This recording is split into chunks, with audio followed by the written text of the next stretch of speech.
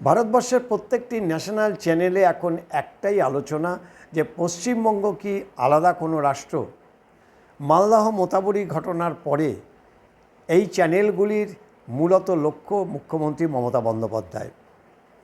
ভারতবর্ষের সংবিধান বহির্ভূত সমস্ত কিছু এই পশ্চিমবঙ্গে দিনের পর দিন ঘটে চলেছে, যার কেন্দ্রবিন্দু এবং যার পিছনে রয়েছেন পশ্চিমবঙ্গের মুখ্যমন্ত্রী মমতা বন্দ্যোপাধ্যায়ের উস্কানি, এমনটাই অভিযোগ উঠছে সমস্ত ন্যাশনাল চ্যানেলগুলিতে। একের পর এক ঘটনা, বেলডাঙ্গা থেকে শুরু করে জঙ্গিপুর এবং মালদহ মোতাবরি যে ঘটনাগুলি ঘটেছে, তাতে রাজ্য সরকারের ভূমিকা কার্যত একেবারে নিষ্ক্রিয় এবং বলতে গেলে যে তাদের মদতেই সম্ভবত এই ধরনের ঘটনাগুলি ঘটছে। এই চ্যানেলগুলিতে আলোচনার বিষয়বস্তু হয়ে উঠেছে যে ভারতবর্ষের যে সংবিধান, সে সংবিধান বহির্ভূত সমস্ত কাজ পশ্চিমবঙ্গে দিনের পর দিন হচ্ছে। সিবিআই আইপ্যাক বা ইডিকে কাজকর্মে বিরত রাখা, তাদের কাজে বাধা দেওয়া, সিবিআই এখানকার কলকাতা পুলিশ কমিশনার তৎকালীন রাজীব কুমারকে গ্রেপ্তার করতে আসলে তাদেরকে গ্রেপ্তার করা রাজ্য পুলিশের। ইভেন পরবর্তীকালে যখন আইপ্যাকের অফিসে, আইপ্যাকের বাড়িতে ইডি হানা দেয়, সে সময় রাজ্যের মুখ্যমন্ত্রী সেখানে উপস্থিত হয়ে তাদের কাছ থেকে সমস্ত ফাইলপত্র, সমস্ত তথ্য তিনি ছিনিয়ে নেন। একের পর এক এই সংবিধান বহির্ভূত কাজগুলি তিনি করে চলেছেন এবং শেষ পর্যন্ত দেখা গেল যে জুডিশিয়াল সিস্টেম অর্থাৎ বিচার ব্যবস্থার উপরে একেবারে সরাসরি আঘাত। প্রায় 8 ঘন্টার বেশি সময় ধরে যারা এসআইআর করছিল সেই বিচারকদের কার্যত আটকে রেখে এবং বন্দি করে, বলা ভালো বন্দি করে, তাদের ওপরে যে হামলার যে একটা পরিকল্পনা, সেই পরিকল্পনা যখন বাস্তবায়িত হতে চলেছে ঠিক সেই মুহূর্তে বিচারকদের যে করুণ আর্তি, সেটা এখন সমাজ মাধ্যমে ভাইরাল হয়ে গেছে, যেটা নিয়ে সমস্ত ন্যাশনাল চ্যানেলগুলি এখন আলোচনার বিষয়বস্তু করে তুলেছে। একের পর এক অভিযোগ আসছে রাজ্যের মুখ্যমন্ত্রী তথা শাসক দলের বিরুদ্ধে। কেন বারবার একই ঘটনা পশ্চিমবঙ্গে ঘটছে?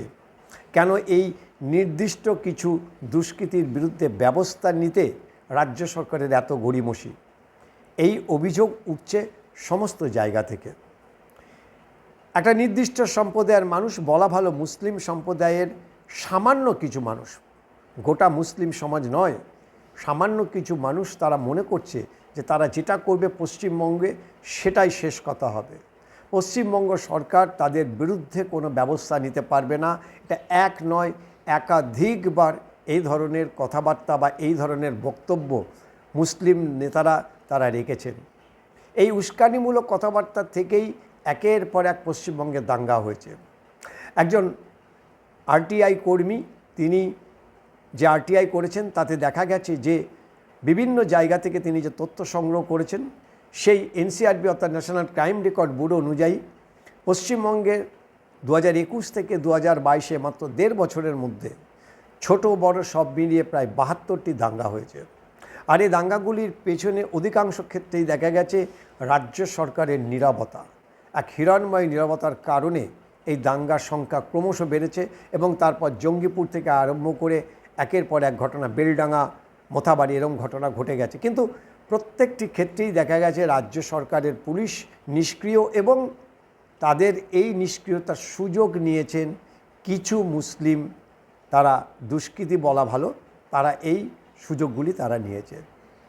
ভারতবর্ষের আদি মুসলমান যারা স্বাধীনতার সময় নিজেদের রক্ত দিয়ে ভারতবর্ষকে স্বাধীন করেছে, সেই মুসলিমরাও কিন্তু এখন এর বিপক্ষে চলে গেছে। তাহলে যারা এই ধরনের ঘটনাগুলি ঘটাচ্ছেন তারা কারা? ভারতীয় গোয়েন্দাদের যে রিপোর্ট, সেই রিপোর্ট অনুযায়ী মালদা, মুর্শিদাবাদ এবং উত্তর দিনাজপুর, গোটা এই 3টে জেলাতে পুরো ডেমোগ্রাফি চেঞ্জ হয়ে গেছে। এখানে মুসলিম অধ্যুষিত মানুষ সংখ্যা বেড়ে গেছে, হিন্দুদের তুলনায় অনেক বেশি হয়ে গেছে, যাদের মধ্যে অধিকাংশই দেখা যাচ্ছে যে বাংলাদেশ অনুপ্রবেশকারী।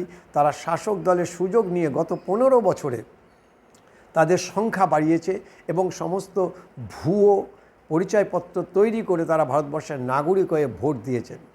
মূলত এদের বিরুদ্ধেই ভারতীয় সরকার শেষ পর্যন্ত এসআইআর করতে নেমে এদের হদিশ পেয়েছে এবং যে কারণে লক্ষ লক্ষ এই বাংলাদেশি অনুপ্রবেশকারী মুসলিমের নাম বাদ গেছে। এই মুসলিমদের নাম যাতে বাদ না যায়, অনুপ্রবেশকারী বাংলাদেশি মুসলিমদের নাম যাতে বাদ না যায়, তার জন্য শাসক দল বিভিন্ন কৌশল অবলম্বন করে পুরো এসআইআর প্রক্রিয়াটাকে বানচাল করার চেষ্টা করছে, যার পেছনে মস্তিষ্ক রয়েছে আইপ্যাকের নির্দেশে যারা বিএলও এবং যারা এই প্রক্রিয়ার সাথে যুক্ত, এসআইআর প্রক্রিয়ার সাথে যুক্ত, তারা ইচ্ছাকৃতভাবে এমন কিছু ভুল ত্রুটি করেছেন যেগুলির কারণে মানুষ খেপানোর কাজ করেছে এবং মানুষ খেপে গেছে। তারা দোষী সাব্যস্ত করছে কেন্দ্রীয় সরকারকে।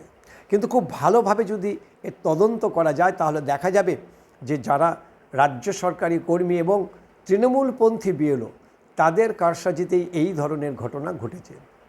মানুষ খেপিয়ে তোলা, মানুষকে বিভ্রান্ত করা এবং সর্বোপরি আতঙ্ক, ভয় দেখানো, এই একটা প্রক্রিয়া শাসক দল ক্রমাগত করে চলেছে, যার কুফল হচ্ছে পশ্চিমবঙ্গের এই মোথাবাড়ির মতো ঘটনা।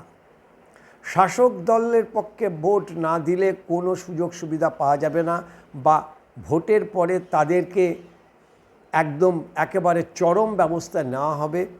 খোদ এই ধরনের একটা বার্তা রাজ্যের মুখ্যমন্ত্রী মঞ্চ থেকে এক নয় একাধিকবার দিয়েছেন, যার পরিণতি হচ্ছে তৃণমূলের নেতারা যখন যাচ্ছেন তখন সরাসরি হুমকি দিচ্ছেন যে যদি তৃণমূলকে ভোট দেওয়া না হয়, যদি বিরোধীদের ভোট দেওয়া হয়, তাহলে ভোটের পরে তাদের উপরে স্টিম রোলার চালানো হবে।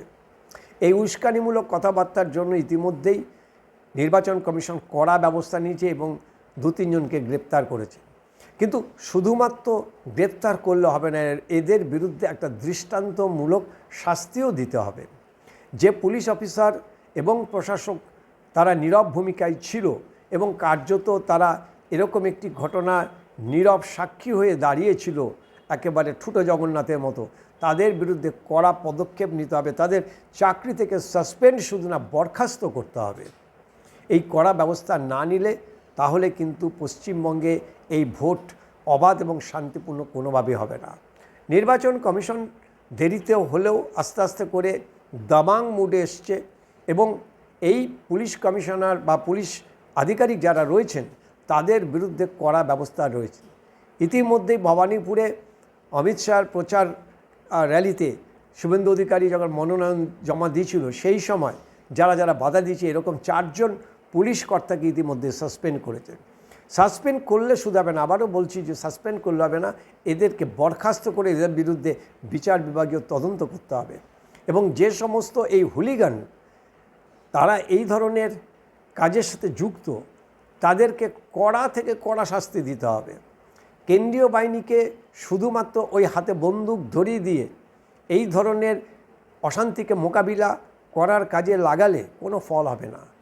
তাদেরকে নির্দেশ দিতে হবে যে প্রাণে না মারলেও তাদেরকে যেন গুলি ছুটতে কোনো রকম তারা সংকোচ বোধ না করে, তাদের উপরে সেই অর্ডারও দেওয়া থাকতে পারে, হওয়া উচিত। এরকম কয়েকটি ঘটনা বা এরকম যদি কিছু উদাহরণ না হয় তাহলে কিন্তু এই যে শ্রেণীর মানুষ এই ধরনের একটা বিশৃঙ্খল ঘটনা ঘটাতে চাইছে বা দেশের মধ্যে একটা অশান্তি বাঁধানোর চেষ্টা করছে, তাদেরকে কিন্তু রোখা যাবে না।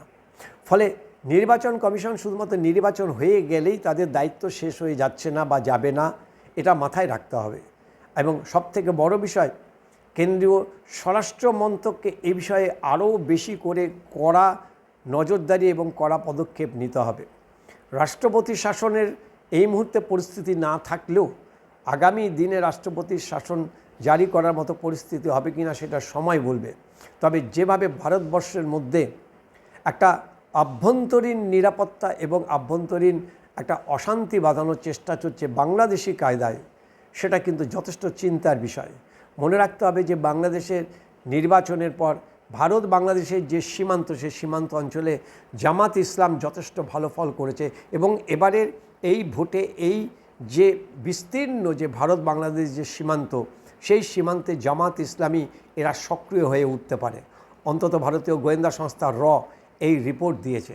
সামনেই বিধানসভার নির্বাচন, মানুষের ভোটাধিকার গণতান্ত্রিক অধিকার। মানুষ ভোট দিয়েই জানিয়ে দেবে যে তাদের পছন্দ অপছন্দ কোনটা। রাজ্য আগে নাকি দেশ আগে, রাজ্যের সুরক্ষা আগে নাকি দেশের সুরক্ষা আগে, এটা মানুষকে বেছে নিতে হবে।